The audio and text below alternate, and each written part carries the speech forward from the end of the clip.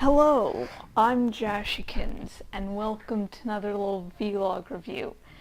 Now, I know it's been a little bit, but I was on a vacation for a week, and I'm back! And this vlog will be about the pilot episode of How to Get Away with Murder. Now, this isn't a type of show I'd usually get into, but the advertisements for it, quotes they chose, it seemed, engaging. So I'm like, yeah, I'm going to have to check this out and see where it goes. The show centers around a defense attorney and her students, and particularly 5 of the students. The Professor Anelis Keating is played by Viola Davis, and I guess she's a big name or something, I'm sorry, but just by her acting alone in this, I'm like, yeah. And a bunch of people have been saying shit like, well, none of them seem to be likable, so I can't relate to them. For one thing, finding a relatable character that you connect to doesn't mean they have to be good people. You can be a likable character without being a good person. Like Loki from the Avengers and the Thor movies. He's not a good guy. He manipulates things, and he might only care for 1 or 2 people, but when push comes to shove and he needs to get something done, he is more than willing to throw them under the bus. Except for maybe his mother, but anyways, there's, bad people that you can like. And the thing is, these are defense attorneys. The point of these people is so that, their clients win. And their clients can be bad people that have done horrible things. But they have to make, their client wins. So that sort of means that it's very clear why these people aren't really likable, that there's no noble one among them except the idealist. Of course, people in this profession are going to tend to veer towards the bad, or that could be my really, really, really pessimistic side. Who knows? This episode was full of jump forwards and jump backs where we're following the past and then jumping into the future, where at least 4 of these students have killed someone and are trying to get away with murder. And in the past, you're following multiple storylines, and then in the future, there's only one really thing to follow, but you're still trying to connect, the past to the present. And I admit, it did get a little jarring at points. At some points I was like, well, okay, I need a few minutes to, okay. It was done in a good manner, with sometimes things, matching up eventually. Like this statue, that was a murder weapon, possibly a murder weapon. I like going on places like IMDb where people much smarter than me are going, oh, did you notice this or that? And so the possible murder weapon turns out to be this basically prize thing Davis's character will give her top student.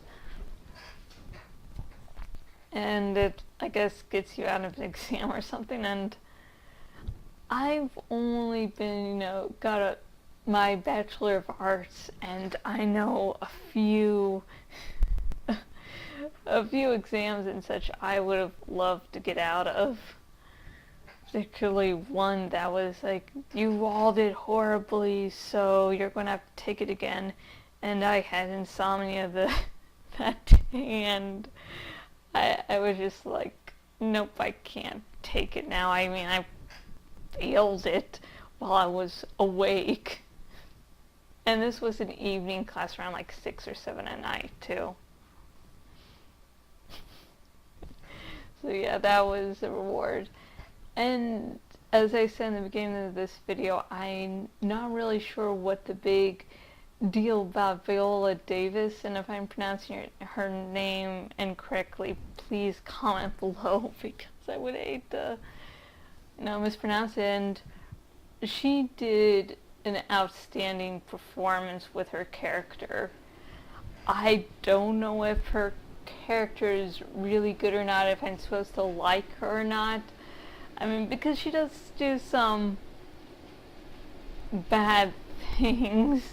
She's having an affair with her husband. She's saying, yeah, you fuck someone to get evidence. Good job. And it's basically teaching a new generation to be underhanded.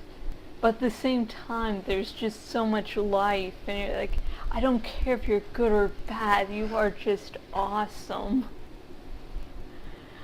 So yeah, and I admit, when I saw like the promos for this, I saw her and like, I think her one line of saying, I can look into someone's eyes and see if they're being honest or not, but I don't care, and like, yep, gotta watch this show. I think that's really the one line that was like, I gotta do this. And my final thoughts of the How to Get Away with Murder pilot, it is definitely a good start. It answers a bunch of questions while leaving a shit ton of them unanswered. Who killed the college student? Is that going to connect with the murder of Davis's character's husband? What about the 5th student? How exactly did he get murdered? And I like the little theories floating around. So it's just like, and I just got a comment on this one person on IMDb board that was like, well, I'm no prude, but in the gay sex scene, that must have been like, what, like a second or two? They're like, I couldn't stand that. That was so horrible. It's like, really? Really? That was like, just flip over, and that's what, yeah, that's not explicit. Didn't really see much. But okay, you're no prude. I get you're no prude. And I have been Jashykins, owner at jashykins.blogspot.com, and if you go to my blog, you can see vlogs like this.